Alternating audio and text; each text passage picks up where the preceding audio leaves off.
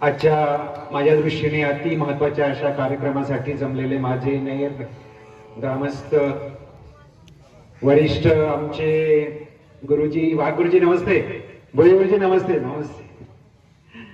म्हणजे तुम्हाला खरं म्हणजे विसरणं शक्यच नाहीये. आमच्या आयुष्यातला जो काही थोडाफार ज्या काही उंच पदावर आम्ही गेलेलो असणार त्याच्यामध्ये तुमचा नक्कीच वाटा आहे आणि त्याबद्दल मी तुमचे सगळ्यांचे आभार मानतो. वहिनी साहेब, गायत्रीताई, माझे ग्रामस्थ, सत्कार मूर्ती, खरं म्हणजे मी आज भारावून गेलेलो आहे. खरं तर अनपेक्षित आहेत सगळ्या गोष्टी. गेल्या 1.5-2 वर्षामध्ये जे काही हा करोनाने उद्रेक केलेला होता अजूनही आहे. आपल्या कर्मधर्म सहयोगाने म्हणा किंवा धुळे जिल्ह्याच्या पुण्याने म्हणा, धुळे जिल्हा हा करोना मुक्त झाला आहे असं डिक्लेअर केलेलं आहे. डिक्लेअर जरी केलेलं असलं याचा अर्थ असं समजू नये की करोनाचे रुग्ण या धुळे जिल्ह्यामध्ये नाही. एक साधारण गणित असतं. त्या गणिताच्या प्रमाणे जर याप्रमाणे जर ते प्रमाण कमी झालेलं असेल तर ते गाव म्हणा शहर म्हणा असं करोना मुक्त असं डिक्लेअर केलं जातं. सत्कार भरपूर झाले गेल्या 1.5-2 वर्षामध्ये. म्हणजे कोणी सत्कार नाही केला.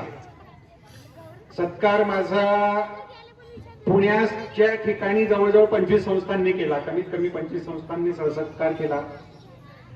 राजकारणी मंडळी यांनी सत्कार केला. आपले महाराष्ट्राचे उपमुख्यमंत्री अजित पवार साहेब यांनी खास बारामतीला आमंत्रण देऊन आमच्यासारख्या लोकांचा सत्कार तिथे पण करण्यात आला.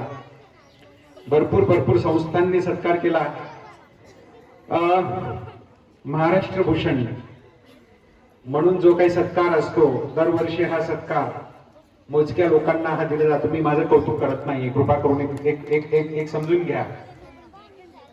कारण स्वतःचं कौतुक करणं ही काही योग्य मला वाटत नाही. परंतु एक सुशिक्षित व्यक्तिमत्व इथे बसलेले आहेत, चांगले व्यक्तिमत्व इथे बसलेले आहेत, त्यांच्या समोर थोडी भूमिका मांडावी या उद्देशाने मी थोडं 2 शब्द जास्त बोलणार आहे. जरी अस्वस्थता वाढलेली आहे की भरपूर वेळ झालेला आहे, अस्वस्थता वाढलेली आहे, तरी 2 शब्द मी बोलणार आहे. आणि मला 2 शब्द बोलण्याची जरी परवानगी नसती दिली यांनी तरी मला स्वतःहून उभं राहून हे 2 शब्द बोलायचे होते. महाराष्ट्र भूषण नावाचा एक सत्कार असतो जो खूप कमी लोकांना या महाराष्ट्रातल्या लोकांना मिळत असतो. उदाहरणच द्यायचं झालं तर आपले नितीन गडकरी साहेब, चित्रपटातले काही नामवंत व्यक्तिमत्व यांना हा सत्कार मागे जवळजवळ 5 वर्षापासून हा सत्काराचा कार्यक्रम होत असतो. आणि मला सांगायला अत्यंत अभिमान हा वाटतो की मी एक नेर गावचा रहिवासी, माझा सुद्धा सत्कार महाराष्ट्र भूषण नावाचा हा सत्कार केंद्र शासनाने ठरवून मला दिल्लीला बोलवून हरमीत सिंग नावाचे जे काही आपले केंद्राचे मंत्री आहेत त्यांच्या हातून माझा हा सत्कार झाला. याचा मला तर अभिमान आहेच, परंतु याचा अभिमान तुम्हालाही वाटावा म्हणून मला सांगायची ही इच्छा तयार होते. जरी बऱ्याच ठिकाणी सत्कार झाले, बऱ्याच वर्षापासून सत्कार स्वीकारतोय मी, गेल्या 1.5 वर्षापासून तो भरपूर सत्कार स्वीकारतो आहे. परंतु सगळ्यात मोठा सत्कार आजच्या घडीला जर काही आम्हाला वाटत असेल तर माझ्या ग्रामस्थांनी, माझ्या मित्रमंडळींनी, माझ्या गुरुजनांच्या समोर, माझ्या बहिणींच्या समोर हा जो काही सत्कार झालेला आहे त्याला तोड नाही. आणि याला मी सर्वोच्च असा सत्कार म्हणून मी याचा स्वीकार करतो. आणि आपल्या सगळ्यांचे या निमित्ताने मी आपले आभार मानतो. मी याच्यासाठी याला सर्वोच्च मान असा देईल. मला जेव्हा घरामध्ये थोडीफार चर्चा होत असते की म्हणजे आता माझा मुलगाही MD झालेला आहे, आता तो DM करायला बेंगलोरला आहे. आजच्या दिवशी आमचे घरगुती कार्यक्रम होते, त्या निमित्ताने तो पण येणार होता, परंतु त्याला बिलकुलच सुट्टी न मिळाल्यामुळे तो येऊ शकला नाही. माझी मुलगी, माझी मिसेस, आम्ही घरगुती कार्यक्रमासाठी आलेलो होतो. हा सत्कार मला तसा अनपेक्षित होता. काय केलं, काय तर मी केलं काय आहे, एवढं मोठं काय काम केलेलं आहे. म्हणजे मला तरी काही स्वतःला असं वाटत नाही की खूप मोठं काम केलेलं आहे. माझ्या मनाने मी माझी ड्युटी केलेली आहे आणि ड्युटी करण्याचेही प्रकार असतात. ड्युटी हा एखादा माणूस केवळ आणि केवळ ड्युटी करायची म्हणून करत असतो. म्हणजे मला 6 तास कसे तरी 8 तास शासकीय सेवेतले रोजची कसे तरी घालवायचे आहे, हे तेवढी एक संकल्पना घेऊन ते ड्युटी करत असतो. आणि परंतु माहित नाही, पण लहानपणापासून अशी काही शिकवण मिळालेली आहे, असं काही कष्ट करायची सवय झालेली आहे की नाही, आपल्याला जे काही करायचं आहे ते आपल्याला मनापासून करायचं आहे. आणि कोणी दखल घेऊ न घेऊ, परंतु कोणी ना कोणी अदृश्य असं कोणीतरी व्यक्ती, अदृश्य शक्ती ही दखल घेत असते, हे माझ्या मनाला पूर्णपणे माहिती आहे. कोरोना सुरू झाला 2 वर्ष झाले. डिसेंबर 2019 मध्ये चीनमध्ये बऱ्याचशा लोकांच्या मनात शंका येतात की चीनने सुरू केला की काय. त्याच्यात तथ्य किती आहे हे ना तुम्हाला माहिती आहे, ना मला माहिती आहे, ना चीनला माहिती आहे, ना कोणाला, अख्ख्या जगाला पण. परंतु एक गोष्ट मी इथे तुम्हाला नमूद करू इच्छितो, हा जो प्रकार असतो हा 100 वर्षातनं निसर्गाला हा पाठवायचा असतो. 100 वर्षातनं एकदाच ही जी काही महामारीची प्रक्रिया असते, ही महामारीची प्रक्रिया चालू होत असते. डिसेंबर 2019 मध्ये हा सुरू झाला चीनमध्ये. भारतामध्ये साधारण आला जानेवारी फेब्रुवारीच्या 2020 मध्ये. आणि पुण्यामध्ये याचे रुग्ण आढळायला सुरुवात झाले फेब्रुवारी एंड मध्ये, फेब्रुवारीच्या शेवटी. 1, 2, 3, 4 असे रुग्ण पुण्यामध्ये नायडू हॉस्पिटल म्हणून आहे, जे इन्फेक्शियस डिसीज म्हणजे संसर्गजन्य आजारासाठीचं जे काही हॉस्पिटल आहे. कृपा करून मी तुम्हाला विनंती करतो की तुम्ही जर मला थांबायला सांगितलं त्यावेळेस मी माझे 2 शब्द इमिजिएटली थांबवणार आहे. मला कोणाला इथे बोर करायचं नाही, परंतु आपण फार रिमोट प्लेसला राहतो, काही गोष्टी या माहिती नसतात, म्हणून मी थोडंफार सांगायचा प्रयत्न करणार. इन्फेक्शियस डिसीज नावाचं जे काही नायडू हॉस्पिटल आहे, त्या हॉस्पिटलमध्ये रुग्ण जमा व्हायला सुरुवात झाली, करोनाचे रुग्ण जमा व्हायला सुरुवात झाली. आणि 1, 2, 3, 4, 10 दिवस गेले आणि तिथल्या पेशंटचा लोड हा वाढत गेला. तिथले जे काही शासकीय औषधोपचार करणारे जे काही कर्मचारी होते, त्यांच्या आवाक्या बाहेर हा आजार हा जात राहिला. नंबर ऑफ पेशंट जे काही आहेत ते वाढत राहिले. नुसतेच नंबर नाही, परंतु जसे लोक हे जास्त सिरियस प्रमाणात त्या हॉस्पिटलमध्ये दाखल होत झाले, त्यावेळेस मात्र तिथल्या स्टाफ लोक, तिथल्या जे काही ट्रीटमेंट करणारे डॉक्टर्स वगैरे होते, त्यांच्या आवाक्या बाहेर ती परिस्थिती जात राहिली. आणि नेहमी हा असा प्रकार होत असतो. आमचे बीजे मेडिकल कॉलेज आणि ससून जनरल हॉस्पिटल हे नायडू हॉस्पिटलच्या याच्यावर जेव्हा त्याच्या आवाक्या बाहेरची परिस्थिती ही जात असते, त्यावेळेस ते बीजे मेडिकल कॉलेज आणि ससून हॉस्पिटलच्या सहारा घेत असतात. त्यांचा सपोर्ट, त्यांच्याकडून काही अपेक्षा हे करत असतात. तुम्हाला आठवत असेल 2009-2010 साली त्यावेळेस स्वाईन फ्लू नावाचा एक एपिडेमिक आलेला होता. स्वाईन फ्लू नावाचा एपिडेमिक. आणि त्यावेळेस सुद्धा नशीब लागतं, माझ्यासारख्या व्यक्तीला काम करण्यासाठी सुद्धा नशीब लागतं, आणि बहुतेक ते नशीब माझं असावं. त्यावेळेस सुद्धा स्वाईन फ्लूच्या आजारामध्ये जेव्हा सिरियस रुग्ण हे ससून हॉस्पिटलमध्ये दाखल व्हायला सुरुवात झाली, त्यावेळेस अतिदक्षता नावाचा विभाग जो आहे तो आम्ही पहिल्यांदा पुण्यामध्ये शासकीय रुग्णालयात हा सुरू झाला. ज्यांना खरोखर सिरियस जे काही रुग्ण होते त्यांना औषधोपचाराची गरज पडते. आणि वेळे काळाचं काही असावं नसावं माहित नाही, मला सांगता येणार नाही, परंतु ज्या दिवशी या स्वाईन फ्लूच्या आजाराबद्दल पुण्यामध्ये डिक्लेअर करण्यात आलं की स्वाईन फ्लूचे रुग्ण हे सिरियस रुग्ण हे खासगी दवाखान्यात ऍडमिट होणार नाहीत, ते फक्त शासकीय दवाखान्यात रुग्ण ऍडमिट होतील. नेमका गुरुवारचा दिवस होता आणि माझा इमर्जन्सीचा दिवस होता. माझी ड्युटी त्यावेळी चालू होती. कल्पना करू शकत नाही आपण त्या स्वाईन फ्लूच्या काळामध्ये सुद्धा 1 नाही 2 नाही ट्रॉलीमध्ये असे मृत्यूच्या दाढीशी मृत्यूशी खेळत असलेले एक रुग्ण 9 ते 10 रुग्ण एका पाठोपाठ वेगवेगळ्या खासगी हॉस्पिटल्स मधून आमच्या ससून हॉस्पिटलमध्ये ज्यावेळेस माझी ड्युटी चालू होती त्यावेळेस आली. लोकांचं त्यावेळेस सुद्धा नवीन आजार असतो हा स्वाईन फ्लूचा, त्यावेळेस नवीन आजार होता, हा पण नवीन आजार. त्यावेळेसही काही जास्त प्रमाणात माहिती नव्हती कुठले औषधोपचार चालणार, परंतु देवाने एक शक्ती दिली की नाही आपल्याला हे आपली ड्युटी चालू आहे, आपल्याला करायला पाहिजे. काय जे होईल ते होईल, जीवाचं काय कमी जास्त होणार, परंतु जे काही आपल्या समोर हे काही रुग्ण आलेले आहेत त्यांना औषधोपचार करणं हे आपलं काम आहे, आपली ड्युटी आहे. आणि ह्या ड्युटी पासून जर आपण पळायला लागलो तर म्हणजे काय, तुम्ही शासकीय सेवा करता जा तुम्ही, आता तुम्ही काय केलं नाही तर तुम्ही हा शासन आपल्याला साहजिकच म्हणू शकेल, परंतु एक मनाची खंबीरता त्यावेळेस 2009-2010 साली त्या आजार आणि नित्य नेमाने जेव्हा रुग्ण गेले त्यावेळेस कमीत कमी 2 महिने हा स्वाईन फ्लूचा आम्ही प्रतिकार केला आणि 2 महिन्यानंतर हे स्वाईन फ्लूची लढाई आमच्या ससून हॉस्पिटल मधून संपली. पुन्हा 10 वर्षांनी थोडी का होईना दर 10 वर्षांनी.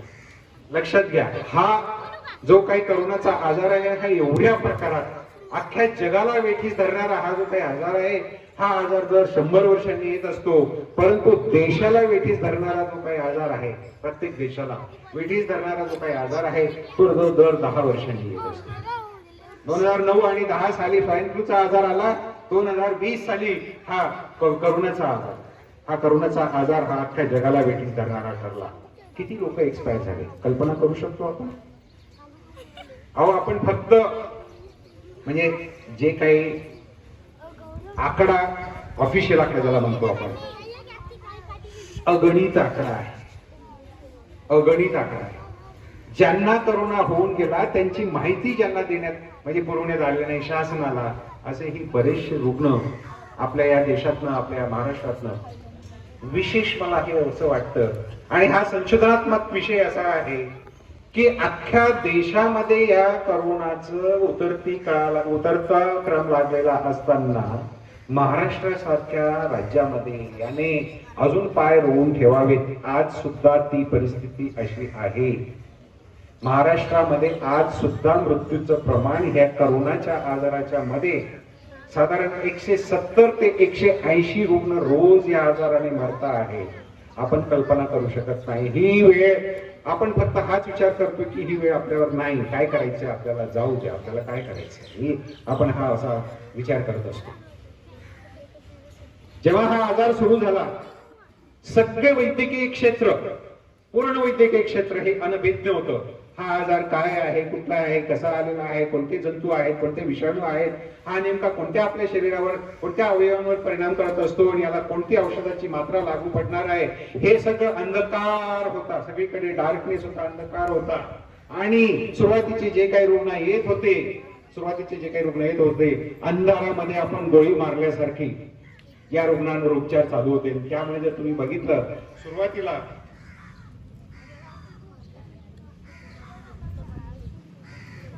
हे अंधारात गोळ्या मारणं चालू होतं. काहीतरी जबाबदारी शासनाने आमच्यावर सोडली. पीजे मेडिकल कॉलेज आणि ससून जनरल हॉस्पिटल हे वैद्यकीय क्षेत्रातलं नावाजलेलं महाराष्ट्रातलं एक हॉस्पिटल आहे, वैद्यकीय कॉलेज आहे. आणि ती जबाबदारी आल्यानंतर साहजिकच हा आजार जो काही कोणत्या विषयात मोडत असेल तर तो आमच्या विषयात मोडतो. म्हणजे आमच्या वैद्यकीय क्षेत्रात ते वेगवेगळे विषय आहेत. कोणाचा नाक कान घशाचा विषय असतो, कोणाचा डोळ्याचा विषय असतो, कोणाचा छातीच्या आजाराचा विषय असतो, वगैरे वगैरे वगैरे. परंतु हा जो काही आजार आला तो आमच्या विषयात म्हणजे आमच्या मेडिसिनच्या विषयात हा आजार आला. आणि शासनाने एक प्रकारे आम्हाला परवानगी दिली की नाही, तुम्हाला याच्यातनं काहीतरी मार्ग काढावा लागेल, काहीतरी शोधून काढावं लागेल, काहीतरी तुम्हाला निर्णय घ्यावे लागतील. मला सांगायला अत्यंत अभिमान वाटतो की आम्ही 1 महिनाभर या आजाराचा अध्ययन करत गेलो. अमेरिकेमध्ये, इंग्लंडमध्ये जे जे काही तऱ्हा या आजाराबद्दल होत गेल्या त्यांचं वाचन करत गेलो. लोकांना त्यांनी कशा प्रकारे वाचवलं, काय काय कारणामुळे लोक एक्सपायर झाले, जे काही एक्सपायर झालेले लोक आहेत त्यांचं जे काही म्हणजे बायोप्सी म्हणतो आपण, म्हणजे एखादा अवयवाचा तुकडा काढून त्या अवयवांमध्ये काय काय बदल झाले हे सगळं आम्ही वाचन करत गेलो. तुम्हाला आश्चर्य वाटेल, हे वाचन करताना सुद्धा आम्हाला रात्री फक्त 3-3 ते 4-4 तासच आम्ही झोप घेतलेली होती. आणि शासनाने एवढी मोठी जबाबदारी आमच्यावर दिल्यानंतर त्याच्यातनं काहीतरी मार्ग काढणं हे उचित समजून आम्ही काय काय औषधोपचार लागू पडत असेल.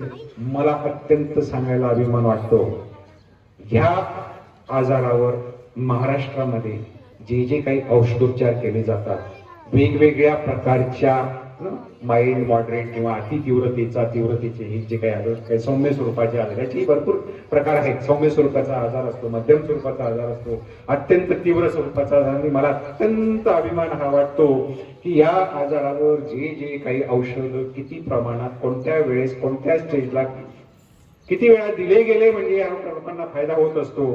त्याच्यामध्ये आमचं बीजे मेडिकल कॉलेज असून जनरल हॉस्पिटल हे अग्रेसर होतं. आणि त्याच्यातला मी एक व्यक्ती ज्यांनी शासनाशी पुन्हा पुन्हा म्हणजे चर्चा विनिमय करून आमचे एक्सपर्ट पॅनल, मी केवळ एकटा नाही, त्याच्यामध्ये आमचे एक्सपर्ट पॅनल.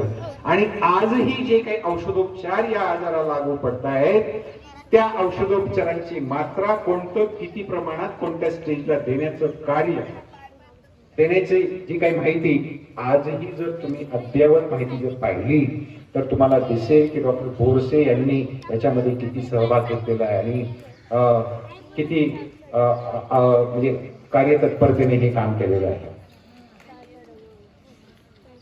स्वाईन फ्लूच्या काळातही तेच झालं. स्वाईन फ्लूच्या काळातही किती मात्रा, कोणता डोस, किती वेळेस, कोणत्या स्टेजला द्यायचं हे सुद्धा कार्य अनुभव पाठीशी होता.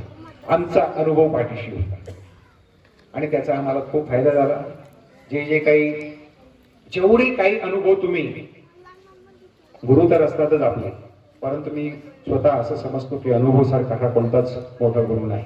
जास्तीत जास्त आपण जर अनुभव, तुम्ही सुद्धा आहो शेतीतले, तुम्ही सुद्धा ते गुरुच आहेत, शेतीतले गुरु आहेत तुम्ही, तुम्हाला तो अनुभव आहे. आम्हाला अनुभव मिळत गेला. ससून हॉस्पिटलमध्ये सुरुवातीचा काळ जो काय होता म्हणजे करोनाच्या बाबतीतला, हा काळ फेब्रुवारी आणि मार्च महिन्यातला 2020चा अत्यंत म्हणजे कन्फ्युजिंग, काय करावं, काय नाही करावं, काय करावं, काय नाही करावं या आजारासाठी, अशा प्रकारचा हा काळ होता. त्याच्यातनंही आम्ही सुलाखून निघालो. आज फेब्रुवारी 2000 मार्च 2020 नंतर एका महिन्यामध्ये आम्ही एक नवीन बिल्डिंग जी दुसऱ्या कामासाठी तयार करत होतो, 11 मजली इमारत आम्ही जी काही तयार करत होतो, प्रत्येक मजल्यावर साधारण 100 रुग्ण बसतील अशा प्रकारची इमारत आम्ही ताब्यात घेतली. अशा प्रकारच्या, आणि त्या ठिकाणी आम्ही 3 वेगवेगळ्या प्रकारचे इंटेन्सिव्ह केअर युनिट म्हणजे अतिदक्षता विभाग आम्ही तयार केला, ज्यामध्ये कमीत कमी 210 रुग्ण हे अतिदक्षता विभागामध्ये त्यांचे उपचार केले जाईल. एक वेळ अशी आली होती, जास्तीत जास्त रुग्णसंख्या, ससून हॉस्पिटल हे काही साध्या आजारांसाठी उपचार करणारं रुग्णालय नाही. करोनाचे रुग्ण हे काही साध्या आजारांचे तिथे येत नव्हते, मध्यम स्वरूपाच्या आजाराचे सुद्धा रुग्ण तिथे येत नव्हते. तिथे जो कोणी येत होता तर तो कोणी औरंगाबादचा, कोणी बीडचा, कोणी परभणीचा, कोणी पुण्यातले, कोणी महाराष्ट्रातले, इकडचे तिकडचे, जे कोणी सिरियस रुग्ण ज्यांना व्हेंटिलेटर, कृत्रिम श्वासोच्छवासाची गरज आहे अशा प्रकारचे, किंवा ज्यांना जास्त प्रमाणात ऑक्सिजन देण्याची गरज आहे, कोणाला 10 लिटर, कोणाला 15 लिटर, कोणाला 30-30 लिटर ऑक्सिजन. अहो तुम्हाला आश्चर्य वाटेल आम्ही किती टक्क्याने, किती प्रमाणात ऑक्सिजनचा पुरवठा या रुग्णांना देण्याची वेळ आमच्यावर आली असेल. तुम्हाला सांगतो 100 लिटर पर्यंतचा ऑक्सिजन आम्ही एका रुग्णाला दिलेला आहे. 100 लिटर पर्यंत, 100 लिटर पर्यंतचा ऑक्सिजन आम्ही व्हेंटिलेटर द्वारे आम्ही त्यांना दिलेला आहे. मला सांगायला अत्यंत अभिमान वाटतो की असल्या सिरियस रुग्णांची सेवा करायची संधी परमेश्वराने मला दिली, एक आत्मबळ दिलं, आणि केवळ आई वडिलांच्या आशीर्वादाने, ग्रामस्थांच्या आशीर्वादाने मी हे काय सगळं काही करू शकलो. मी म्हणजे मी एकटा नाही, आमची टीम होती. आजही मी खरं म्हणजे बीजे मेडिकल कॉलेजच्या मेडिसिन डिपार्टमेंट अत्यंत महत्त्वाचं department, head of the department आहे तिथे. माझ्या हाताखाली आज पण 80 डॉक्टर्स आम्हाला आहेत. आमची टीम अत्यंत प्रयत्न करत असते, अत्यंत म्हणजे कोणी कल्पना पण करू शकत नाही. एक वेळ अशी होती की पीपीई किट नावाचा जो काही प्रकार असतो, संरक्षणात्मक आपल्याला जो काही वापरायचा असतो, ती पीपीई किटची सुद्धा कमतरता होती. परंतु आमच्या टीमने एक साधा गाऊन घालून सुद्धा फक्त मास्क लावून ही रुग्णांची सेवा त्या काळामध्ये केलेली आहे. पहिली वेव गेली, पहिला जो काही प्रकार होता तो कमी झाला, दुसरी वेव आली. आश्चर्य, दुसरी वेव आली ती इतक्या जास्त प्रमाणात आली. आणि तुम्ही सगळं वर्तमानपत्रांमध्ये, न्यूज मध्ये सगळ्यांनी तुम्ही ऐकलं असेल की हे कोणाला कॉट मिळत नाही आहे, कोणाला अतिदक्षता. आता ताईंकडून आमच्या त्या ताईने, आमची बहीण लागते, नात्याने बहीण लागते, त्यांच्या आईसाठी ताईने फोन करून अशा प्रकारचे फोन, एका बाजूला रुग्ण ची ट्रीटमेंट करणं आणि दुसऱ्या बाजूला असले फोन स्वीकारणं. नुसते फोन म्हणजे राजकारणी लोकांचे फोन नाही, पुरारी लोकांचे फोन नाही, परंतु जे सोशल सर्व्हिस करत असतात त्यांचे पण फोन आमच्या रुग्णांसाठी फार मोठी ना, त्यांच्या रुग्णांसाठी जागा उपलब्ध करून फार जिकिरीचा काळ होता. कर्मधर्मसेवकाने भारतामध्ये त्या प्रकारात जीवितहानी जी काही इतर देशांमध्ये झाली त्या प्रमाणात जीवितहानी ही खूप कमी प्रमाणात झाली. आणि केवळ त्याच्यासाठी मला वाटतं आपलं भारतीय मनाचं जे काही कष्ट करण्याची तयारी, आपली जी काही इम्युनिटी पॉवर म्हणतो आपण, किंवा ताकद, या जंतू विषाणूंविरुद्ध जी काही ताकद लागते ती आपल्या भारतीयांमध्ये ही चांगल्या प्रमाणात आहे. एप्रिल महिना हा गेला एप्रिल महिना म्हणजे तुम्हाला या करोनाच्या बाबतीत एवढी सिरियसनेस किंवा त्याचं हे आलं नसेल, परंतु आम्ही डोळ्यासमोर जे काही पाहिलं आहे ते वर्णन करताना म्हणजे हृदयाचे ठोके सुद्धा चुकतात. अशा प्रकारची परिस्थिती एक वेळ आपल्या एप्रिल महिन्यामध्ये आली.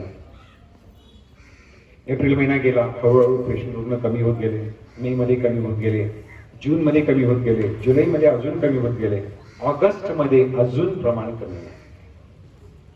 अजून जरी प्रमाण कमी झालेलं असलं तरी आज सुद्धा ससून हॉस्पिटलमध्ये 290 रुग्ण, रोजचा आकडा असतो माझ्याकडे, 290 रुग्ण हे करोनाने बाधित सिरियस प्रकारातले.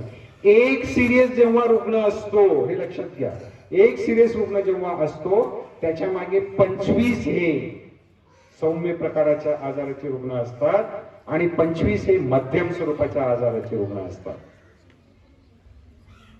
मला 100% खात्री आहे, आपण जो काही आपण इथे जमा झालेला, कोणाला बारीकसा जरी ताप आलेला असेल ना तर तो करोना पण असू शकतो. असं समजून चालू नका की गव्हर्नमेंटने डिक्लेअर केलेला आहे धुळे जिल्हा हा करोना मुक्त करण्यात आलेला आहे, परंतु असं नाही. कृपा करून लक्षात घ्या, 2 वेव या संपलेल्या आहे. 2 वेळा हा करोनाने आपल्याला त्रास दिलेला आहे, अजूनही थोड्या प्रमाणात चालू आहे. आणि तिसरी वेव येणार की नाही येणार ही जरी साशंकता असली तरी माझ्या मते तिसरी वेव ही येणार आहे. आणि ती कधी येणार, एक्सपर्ट पॅनलचं जे काही मत आहे किंवा जे काही गणित मांडलं जातं, एपिडेमिओलॉजिकल सर्वे केला जातो, त्याचा अभ्यास केला जातो, आणि हे कधी येणार. आजचा स्वातंत्र्य दिन आहे, अशी अपेक्षा होती की स्वातंत्र्य दिनाच्या दुसऱ्या दिवसापासून हा प्रकार चालला. आपण सर्वजण प्रार्थना करूया की तिसरी वेव आपल्याकडे येणार नाही. परंतु मी एक सावधानतेचा तुम्हाला इशारा देऊन ठेवतो, सावधानतेचा इशारा, आणि तो म्हणजे ही तिसरी वेव जर आली तर सप्टेंबरच्या पहिल्या आठवड्यापासून याची सुरुवात होणार आहे. ती हळूहळू वाढणार आहे. सप्टेंबरच्या अखेरपर्यंत, शेवटपर्यंत ही वेव्ह त्याचा पीक घेणार आहे. सप्टेंबर आणि ऑक्टोबर मध्ये ही वेव्ह राहणार आहे.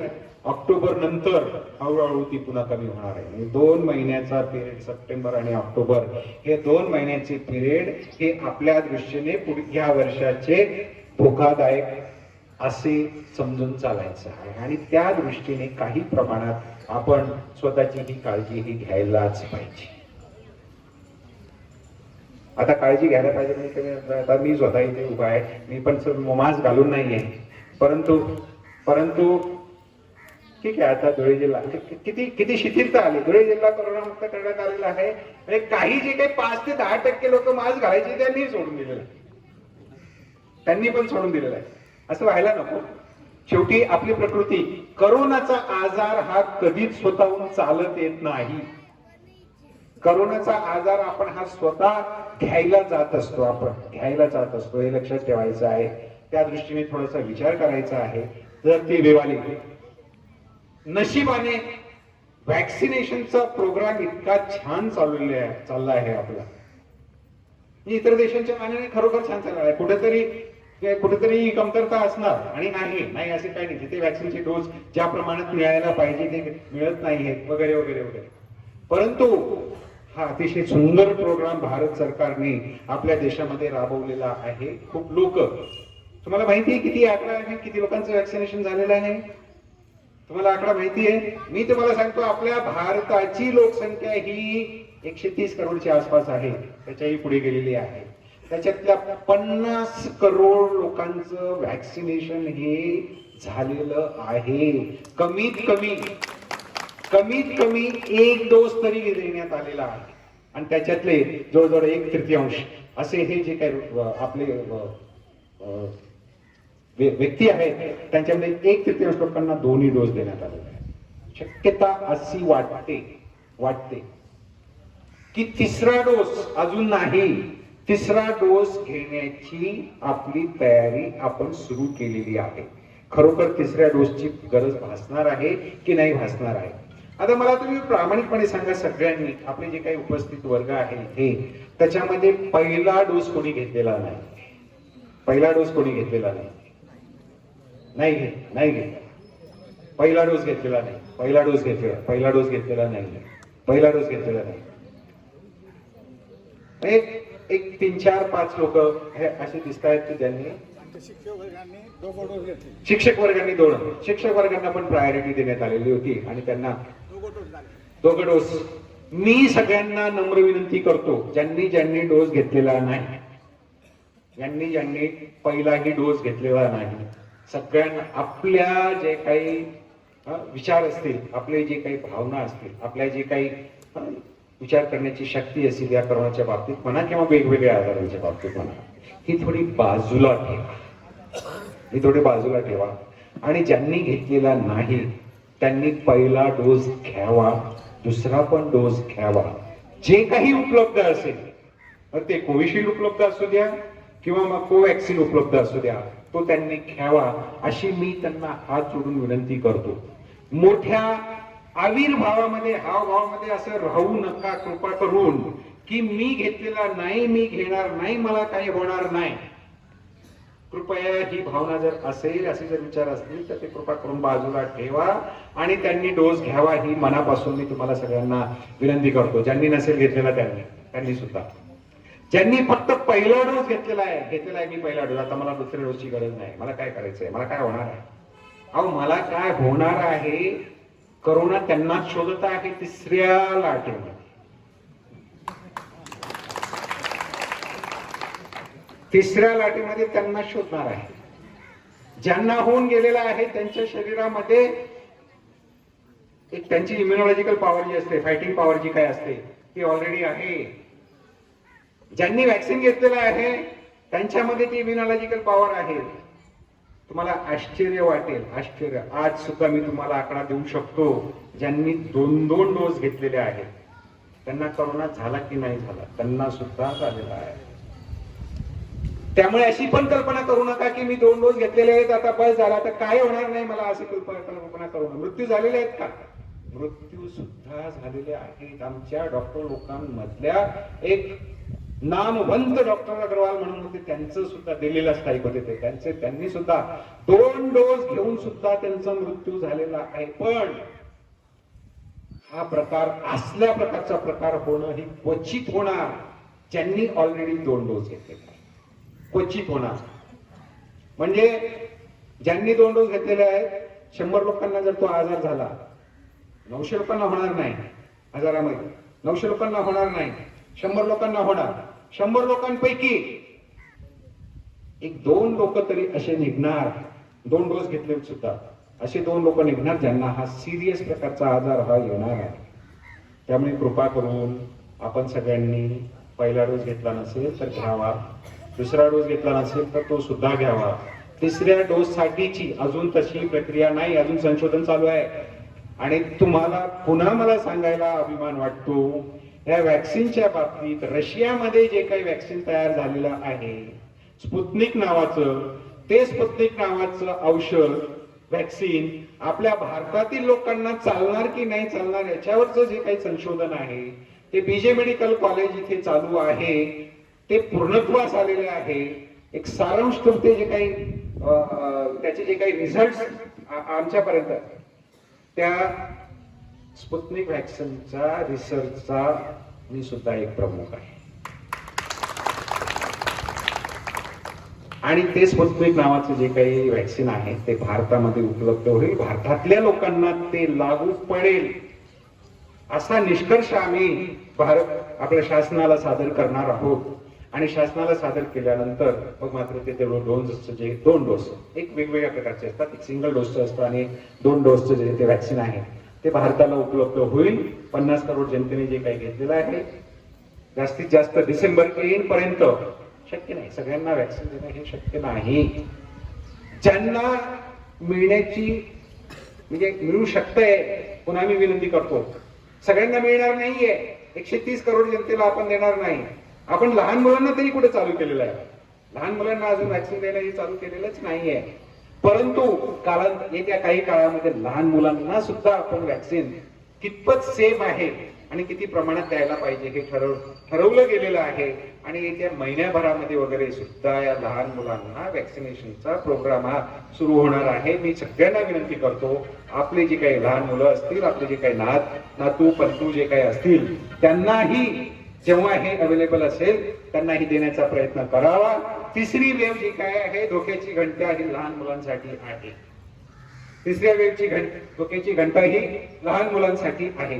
पण या घंटे मला 100% खात्री आहे, या घंटेचा जो काही आवाज आहे लहान मुलांसाठीचा, हा काही खूप मोठा नसणार आहे, तो कमी प्रमाणात असणार. माईल स्वरूपात लोकांना कितीही काही म्हणू द्या, मी माझं तुम्हाला गणित सांगू इच्छितो, तो कितीही लोकांना म्हणू द्या, हा कमी प्रमाणात असणार आहे.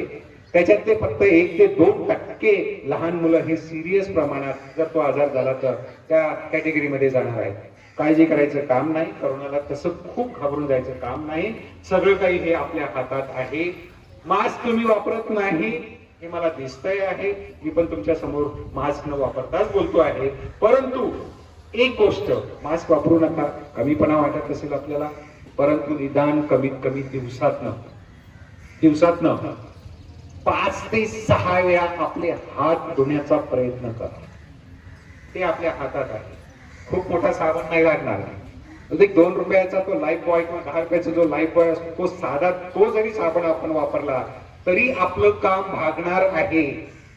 एक रुग्ण जेव्हा असतो तो कमीत कमी 30 लोकांना तो व्हायरस असते, जे विषाणू असतात, तो कमीत कमी 30 लोकांना तो विषाणू हा देत असतो. आपण हे करायचं. दुसरं आपण काय करू शकतो, एक हात धुण्याचं मी तुम्हाला सांगतो. काहींना जर काही थोडाफार खोकला असेल, सर्दी असेल, घसा वगैरे दुखत असेल, माईल प्रमाणाचा आजार आहे, समजून चला. बऱ्याचशा वेळा हा करोना नसेलही, परंतु आपण समजून चालायचं की हा करोना असू शकतो. आणि म्हणून काही सवयी अशा असतात, नाकातला आपला द्रव जो काही आहे, सर्दी झालेली असली की तिथल्या तिथे काढायचा, शिंकरायचं, तिथल्या तिथे शिंकरायचं.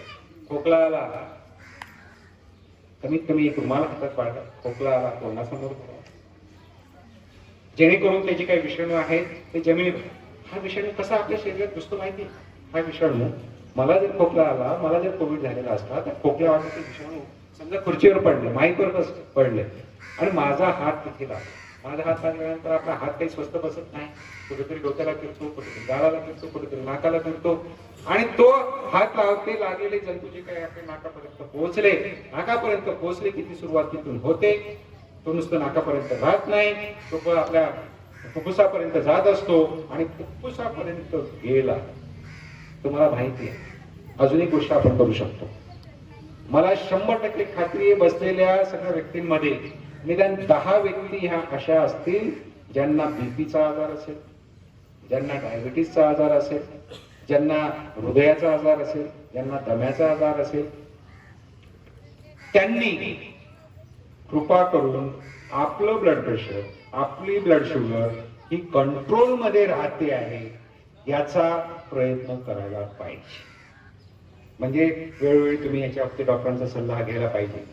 बीपीचा आजार आहे म्हणजे त्या बीपीच्या रुग्णाला तो करोना होईल आणि त्याचं सिरियस प्रमाण होईल असं नाही. ज्यांचं बीपी हे अनकंट्रोल आहे, कंट्रोल मध्ये नाही, त्यांनाच हा आजार त्रास देतो, जरी बीपीचा आजार असला तरी. ज्यांचं शुगर ही कंट्रोल मध्ये नाही, त्यांनाच हा आजार त्रास देतो जास्त प्रमाणात. म्हणून जर शुगर आपली नॉर्मल असली तरी या आजाराला बिलकुल काळजीचं घाबरायचं काम नाही. शुगर कंट्रोल मध्ये ठेवा, तो रुग्ण हा सिरियस प्रमाणात हा मोडला जाणार नाही. करोनाच्या बाबतीत मी तुम्हाला थोडीफार माहिती देण्याचा प्रयत्न केला. मला वाटतं आपला मेंदू हा थोडा सॅच्युरेट झालेला असणार करोनाच्या बाबतीत, त्यामुळे मी काही आता या करोना बाबतीत जास्त बोलणार नाही. मला पुन्हा तुम्ही इथे 2 शब्द बोलण्याची संधी दिली. आपल्या सगळं ग्रामस्थांनी माझा इथे कौतुकाचा वर्षाव केला, सन्मान केला. पुनश्च मी आपल्या सगळ्या माझ्या बोलायचे मी सगळ्यांचे आभार मानतो. खूप दिवसापासून म्हणजे मला नेहमी माझे घरचे, माझी मुलं वगैरे, आपण पप्पा कधीतरी अमेरिकेला जाऊ, कधीतरी इंग्लंडला जाऊ वगैरे वगैरे, पुढे जाण्याची शक्यता आहे. अजूनपर्यंत गेलो नाही, एकाच ठिकाणी गेलो. परंतु मी त्यांना एक गोष्ट सांगत असतो, माझ्या दृष्टीने माझं जे काही अमेरिका असेल तर नेर आणि धुळे आहे. माझ्या दृष्टीने जे काही इंग्लंड असेल, माझ्या मिसेसला थोडस हे वाटत असेल की या बाबा आता हा खरोखर अमेरिकेला येतो की नाही. पण काळजीचं काम नाही, आपण अमेरिकेलाही जाणार आहोत. परंतु मी प्रामाणिकपणे सांगतो तुम्हाला, असा काय विषय निघाला तर मी पहिला शब्द हा काढत असतो की माझ्या दृष्टीने हा तुम्ही मला सांगा उद्या नेरला जायचं का, हो आपण चला, आपण सगळेजण नेरला जाऊ शकतो. तर माझ्यावर म्हणजे नेर बद्दल खरोखर मला प्रेम आहे, आपलेपणा आहे. माझी सगळी मंडळी ही माझीच वाटत असतात. कधीही नेरवरून कोणाचा फोन आला तर बऱ्याचशा वेळा फोन हे काही कामानिमित्त येत असतात. काही टक्के प्रमाणात हे फक्त काय कसं चालू आहे हे याच्यासाठी येत असतात.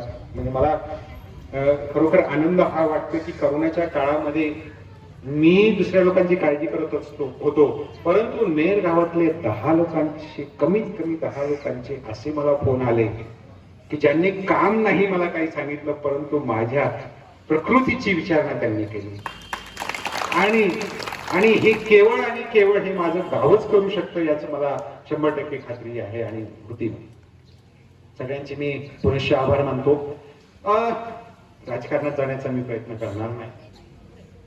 राजकारण हा विषय माझ्या पठडीतला नाही, पण जे काही मी ऑब्झर्व करतो, जे काही बघतो नेरगावमध्ये आल्यानंतर, हे राजकारण खरोखरच राजकारणच होत असतं इथे, असं थोडस जाणवतं.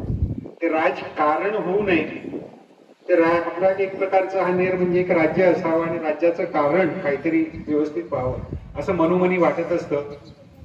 गटतट कुठे नाही, गटतट सगळीकडे आहे. गटतट आपला भारत देशच गटतटाने उभारलेला आहे, कुठे नाहीये. समाजामध्ये पण गटतट आहेत. म्हणजे मी म्हणतो की नेर गावामध्ये जे समाज आहे काय तिथे गटतट नाहीयेत का?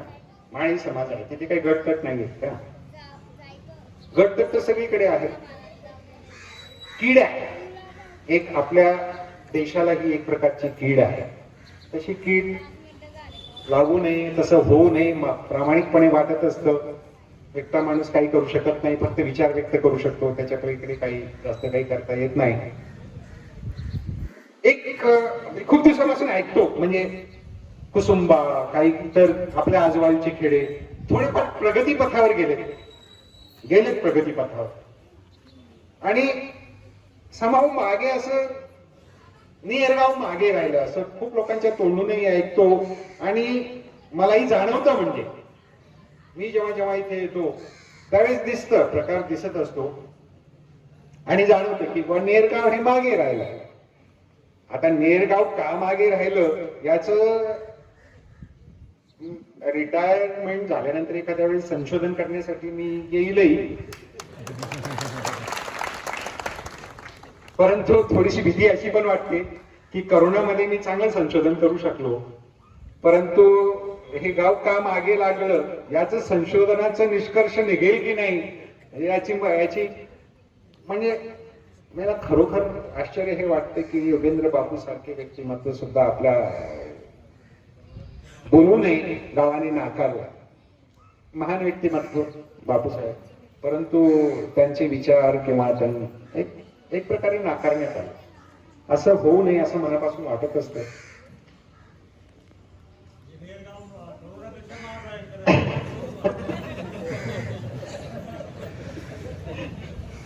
त्याला महाभयंकर होऊ देऊ नये आणि हे मला तरी वाटतं कोणाच्या दुसऱ्या तिसऱ्यांच्या हातात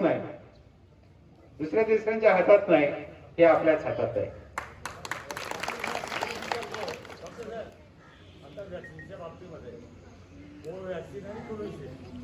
आता समजा मी पहिल्याने कोवॅक्सिन घेतलेलं आहे, सेकंड डोस कोवॅक्सिन घेतला पाहिजे.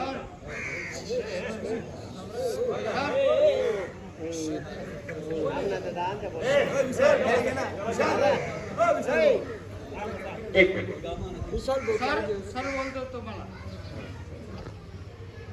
एक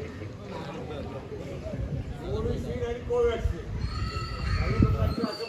बरोबर. हो, घेतलेलं आहे. कोवॅक्सिन घ्यायची की नाही? कोविशिल्डच घ्यायचा. कोविशिल्ड. हो, कोवॅक्सिन घेतलं तर दुसरा कोवॅक्सिनच घ्यायचा. याच्या बाबतीमध्ये जरा अच्छा, ओके. हा, बोलतो. आतापर्यंत जे काही संशोधन झालेलं आहे, जे काही बोलतो आपण ते संशोधना अंती त्याचे जे काही निष्कर्ष निघालेले आहे त्या संशोधना अंती बोलत असतो. आता साहेबांनी प्रश्न विचार केला की एकाने जर समजा कोविशिल्ड घेतलेलं आहे तर दुसरा डोस कोविशिल्डचा मिळत नाही तर ते कोवॅक्सिन घेतलेलं योग्य आहे की नाही. आतापर्यंतच्या गाईडलाईन प्रमाणे जर पहिल्यांदा कोवॅक्सिन किंवा कोविशिल्ड घेतलेलं असेल, तर दुसराही कोविशिल्डच घ्यायला पाहिजे. कोवॅक्सिन जर पहिला डोस घेतला असेल तर त्यांनी कोवॅक्सिनच घ्यायला पाहिजे. हे आजपर्यंतच्या गाईडलाईन याच्यावर अजून संशोधन चालू आहे. कोवॅक्सिन ज्यांनी घेतलं आहे, ज्याला आपण क्रॉस वॅक्सिनेशन ज्याला म्हणतो आपण, कोविशिल्ड ज्यांनी घेतलंय त्यांना कोवॅक्सिन चालेल की नाही चालणार अजून संशोधन चालू आहे. रशियामध्ये संशोधन झालेलं आहे, त्याचे निष्कर्षही चांगले आलेले आहेत. म्हणजे एक वेळ अशी साधारण महिन्या 2 महिन्यामध्ये अशी पण वेळ येऊ शकते जेव्हा भारतामध्ये ती प्रक्रिया चालू होऊ शकते. म्हणजे याने कोविशिल्ड घेतलंय त्याने कोवॅक्सिन घ्या, परंतु आज भीतीस 100% लिखित स्वरूपात आपण तुम्हाला देऊ शकत नाही की ज्याने कोवॅक्सिन घेतलं आहे त्याने कोविशिल्ड चालेल दुसरा डोस, असं करता येणार नाही. Covishield to Covishield, Covaxin to Covaxin, हे असंच आपल्याला आज भीतीपर्यंत करावं. 2 महिन्यांनी कसं या आजाराबद्दल 100% जी काही माहिती असायला पाहिजे अजूनपर्यंत नाही. वॅक्सिनेशनच्या बाबतीतही तसंच आहे, अजूनपर्यंत पूर्ण माहिती नाही. या एक कोवॅक्सिन घेतल्यानंतर म्हणजे तुम्ही बघा, तुम्ही लहानपणी ते देवीचे लस घेतलेले, देवीची लस एकदा घेतली, पोलिओची लस एकदा घेतली की त्याचे आयुष्यभर आपल्याला त्रास होत नाही. म्हणजे पुन्हा त्यांना पोलिओचा आजार होणार नाही किंवा देवीचा आजार होणार नाही. देवीचा तर गेलाय, आपल्या सगळ्या जगामधूनच नष्ट झालेला आहे. पोलिओ जगामधूनच नष्ट झालेला आहे आणि त्याला काय कारणीभूत आहे? त्याला कारणीभूत म्हणजे वॅक्सिनेशन प्रोग्राम. तर याच्याबद्दल आपल्याला कित्येक गोष्टी या अज्ञानात आपण अजून सुद्धा या कोरोनाच्या बाबतीत, कोविडच्या बाबतीत अजून अज्ञान आहोत. म्हणजे तुम्हाला प्रश्न पडला असेल की हा माणूस एवढा मोठा डॉक्टर आहे, यांनी एवढं मोठं वाचन केलेलं आहे, अहो अजून अमेरिकाही अज्ञान आहे, इंग्लंड सुद्धा अज्ञानी आहे या बाबतीत. आपण तर फार सामान्य कार्यकर्ते आहोत या कोरोनाच्या बाबतीत. आपण सुद्धा अज्ञानी आहोत.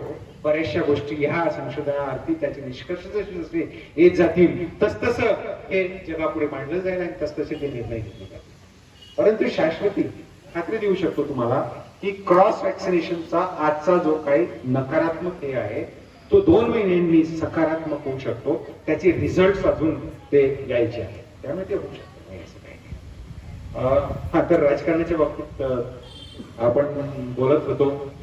मी बोलणार नाही जास्त राजकारणामध्ये. फक्त आणि फक्त आमच्या गायत्री ताईंनी हा जो काही झेंडा हातात घेतलेला आहे नेरगावाचा, आता काहीतरी करून दाखवण्याचा, त्यांनी मनापासून त्यांच्या सदस्यांच्या सहाय्याने त्यांच्या मदतीने खूप जास्त राजकारण न करता समाजकारण हे जास्त करण्याचा प्रयत्न करावा, राजकारण हे कमी करण्याचा प्रयत्न करावा.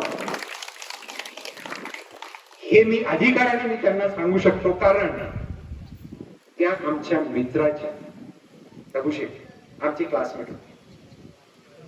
आमचे क्लासमेट होते आणि एक मित्र या नात्याने, आमचे क्लासमेट या नात्याने आम्ही त्यांच्या मिसेसला या अधिकारवाणीने मी त्यांना सांगू शकतो. सगळ्या काही या सगळ्या ग्रामस्थांच्या वतीने मी तुम्हाला सांगू शकतो की तुम्ही यामध्ये चांगल्या प्रकारे पुढाकार घेऊन चांगल्यातलं चांगलं काम या गावासाठी करण्याचा प्रयत्न करावा अशी अपेक्षा करतो. फक्त त्यांच्या चिरंजीवांसाठी एक गोष्ट, चिरंजीवांसाठी माफ करायची सांगण्याचा प्रयत्न करतो. आमचे ढबू शेठ कधीच त्यांना 10 वेळा काय मला वाटतं मी 100 वेळा सांगू शकलो असेल. ज्या ज्या वेळेस ते मला भेटले असतील, शेवटच्या क्षणी मला त्यांना भेटण्याची संधी मिळाली नाही. ते ज्या ज्या वेळेस मला भेटले त्याच्या वेळेस मी त्यांना एक विषय 100% मांडत होतो, तो म्हणजे कृपा करून त्यांनी बिडी सोडावी, सिगरेट सोडावी ही माझी त्यांना विनंती होती. परंतु शेवटपर्यंत त्यांनी सोडली नाही. त्यांच्या चिरंजीवांना मी एवढी विनंती करू शकतो की तुम्ही घेत नसालच, 99% मला खात्री आहे तुमच्या चेहऱ्याकडे बघून असं दिसतंय की तुम्ही घेत नाहीत. तुम्ही बिडीला कृपा करून हात लावू नका तुमच्या उरलेल्या आयुष्यात. बिडी म्हणा, तंबाखू म्हणा, दारू म्हणा, या गोष्टींना हात लावू नका. आणि ते जर केलं तर मला जी काही त्यावेळेस श्रद्धांजली दगडूशेठला जे काही व्हायला पाहिजे होती ती मी मला करता आली नाही. या निमित्ताने मी दगडूशेठला इथे श्रद्धांजली देतो आणि तुम्ही हे माझे जे काही 2 शब्द आहेत ते तुम्ही ऐकणार अशी मी आपल्या सगळ्या ग्रामस्थांना मी शुभेच्छा देतो. या 15 ऑगस्टच्या दिवशी सगळ्यांचं आयुष्य हे दीर्घायुषी हो, सुख समाधानाचे असो. बेसिकली या गावामध्ये करोना कोणालाच होऊ नये. 3री वेव्ह जरी आली तरी आपलं नेरगाव हे करोना मुक्त नेरगाव कायमस्वरूपी राहावं अशी मी परमेश्वराजवळ प्रार्थना करतो आणि मी माझे 2 शब्द संपवतो. थँक्यू, धन्यवाद.